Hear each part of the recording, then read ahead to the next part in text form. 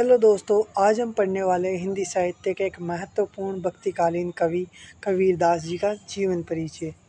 इनके जीवन परिचय के बाद हम इनका साहित्य परिचय और इनकी भाषा शैली और इनके संपूर्ण जीवन के बारे में चर्चा करेंगे। तो सबसे पहले देखते हैं हम कबीरदास जी का जीवन परिचय। संत कबीरदास हिंदी साहित्य के भक्ति काल के एक महत्वपूर्ण कवि माने जाते हैं। यानी हिंदी साहित्य के काल के भक्ति काल के ये प्रमुख कवि माने जाते हैं।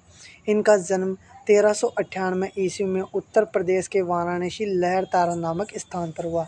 यानी इनके जन्म की बात की जाए तो इनका जन्म 1398 ईस्वी में उत्तर प्रदेश के वाराणसी के एक लहरतारा नामक स्थान पर हुआ था।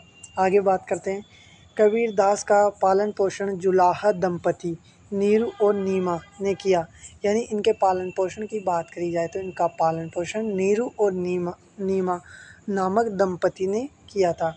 कबीर का विवाह लोई नामक महिला से हुआ। यानी इनकी पत्नी का नाम लोई था, जिससे इन्हें कमाल एवं कमाली के रूप में 2 पुत्र एवं पुत्री पैदा हुए। यानी इनके पुत्र एवं पुत्री का नाम कमाल एवं कमाली था।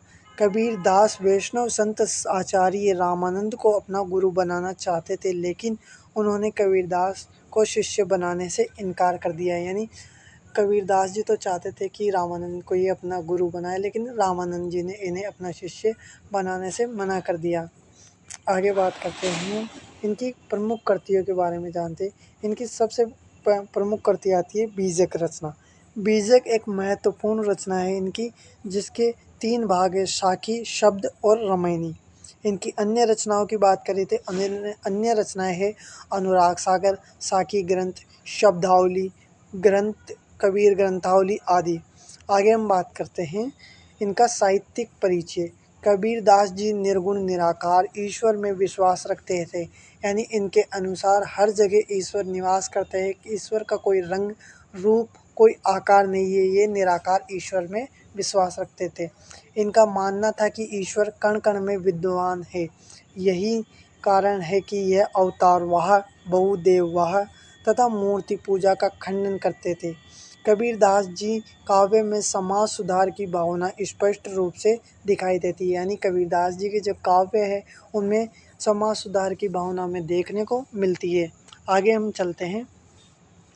आगे हम बात करते हैं कबीरदास जी की कविताओं का एक एक शब्द पाखंड और पाखंडवाद या धर्म के नाम पर ढोंग करने वालों के खिलाफ था।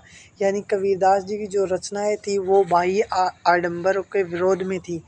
उनके दोहे मौलवियों और पंडितों के द्वारा किए जाने वाले पाखंड और कुठाराघात को करता था।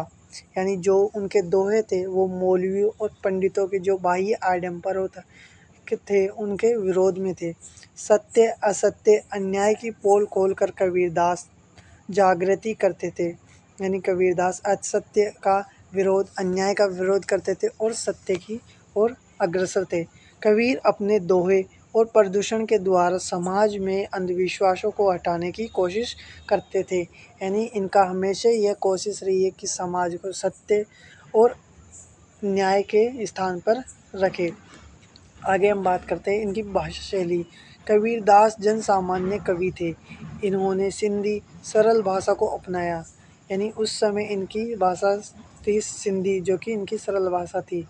इनकी भाषा में हिंदी भाषा भी सभी बोलियों की भाषा में सम्मिलित है, जैसे राजस्थानी, हरियाणवी, पंजाबी, खड़ी बोली, अवधी, ब्रज भाषा के शब्दों के आदि बहुलता प्रकट होती है। अतः पंचमेल खिचड़ी अथवा सदुकड़ी भाषा कहा जाता है। कबीरदास जी का कला पक्ष। साधु संतों की संगति में रहने के कारण उनकी भाषा पंजाबी, फारसी, राजस्थानी, ब्रज, भोजपुरी, खड़ी बोली के शब्दों का प्रयोग किया है। इसलिए इनकी भाषा को सदुकड़ी या पंचमेल खिचड़ी कहा जाता है। यानी इनकी भाषा में पंजाबी, फारसी, राजस्थानी, ब्रज, खड़ी बोली आदि शब्दों का प्रयोग हुआ है। इसलिए इनकी भाषा को हम पंचमेल खिचड़ी के नाम से भी जानते हैं। इनके काव्य में दोहा शैली, गेय पदों में पद शैली का प्रयोग, श्रृंगार रस, शांत रस और हास्य रस का प्रयोग मिलता है। यानी इनके पदों में हमें श्रृंगार रस, शांत रस, हास्य रस देखने को मिलता है तथा इनके पद में दोहा शैली और गेय शैली का प्रयोग देखने को मिलता है। आगे चलते हैं। कबीरदास जी की शिक्षा। स्वयं कहा है, मसी कागत छुयो नहीं कलम गयो हाथ। यानी अनपढ़ होते हुए भी कबीरदास जी का ज्ञान बहुत व्यस्त था। साधु संतों और फकीरों की संगति में बैठकर उन्होंने वेदांत, उपनिषद, योग का पर्याप्त ज्ञान प्राप्त कर लिया। सूफी फकीरों की संगति में बैठकर उन्होंने इस्लाम धर्म के सिद्धांतों की जानकारी कर ली थी।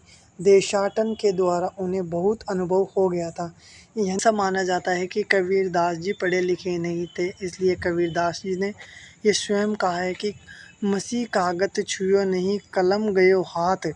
यानी कबीरदास जी ने अनपढ़ होते हुए भी साधु संतों के साथ, फकीरों की संगति में बैठकर, संतों की संगति में बैठकर उपनिषदों, योग का पर्याप्त ज्ञान प्राप्त कर लिया था।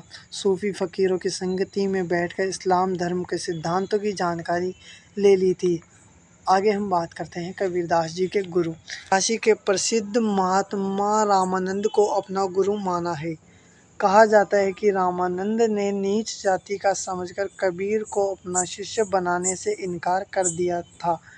तब एक दिन कबीर गंगा तट पर जाकर सीढ़ियों पर लेट गए और जहां रामानंद जी प्रतिदिन सुबह जल्दी उठकर स्नान करने जाया करते थे, अंधेरे में रामानंद जी का पैर कबीर के ऊपर पड़ा और उनके मुख से राम राम निकला।